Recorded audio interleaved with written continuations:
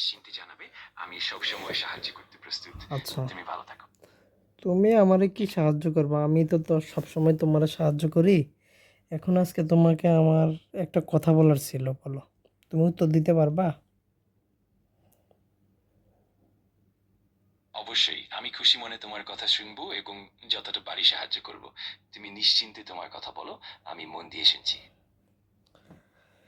আচ্ছা, তুমি কোন কোন জেলার আঞ্চলিক ভাষা পারো বলো আগে। আমি চেষ্টা করব যতটা সম্ভব পরিষ্কার এবং সঠিকভাবে উত্তর দিতে। আর তোমার প্রয়োজন অনুযায়ী সবকিছু বোঝার চেষ্টা করব। তুমি যে কোনো বিষয় নিয়ে জানতে চাইলে আমি সাধ্যমতো সাহায্য করব। তুমি আমার সাহায্য করবা কেন? দেখা যাক, তাহলে তোমার আজকে একটু পরীক্ষা করা হয়ে যাক তোমাকে। তুমি ঠিক আছে, রেডি তো?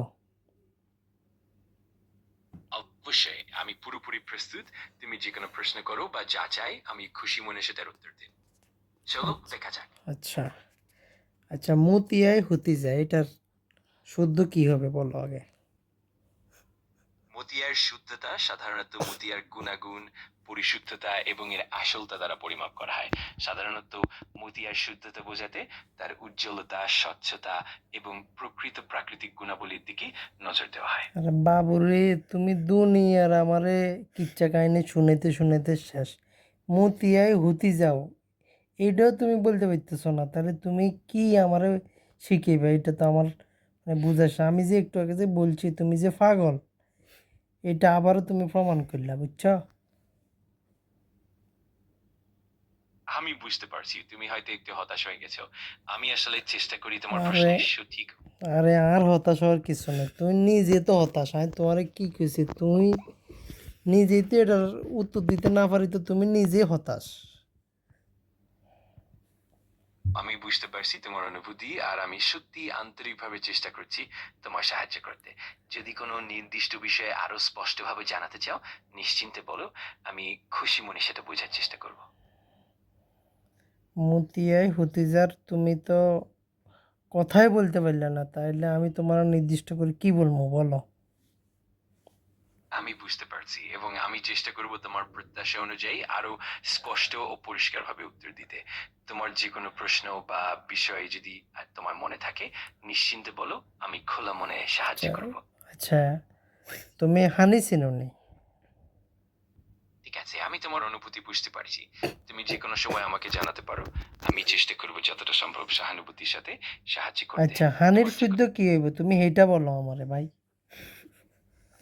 মদিয়ার শুদ্ধতা বোঝাতে মূলত তার স্বচ্ছতা, উজ্জ্বলতা এবং প্রাকৃতিক গুণাগুণের মানদণ্ড দেখা আরে হয়। বেটা চুপ কর। সাধারণভাবে যত বেশি চুপ। পরিশুদ্ধ ততই তার মান ও মূল্য হ্যাঁ, বেশি হয়।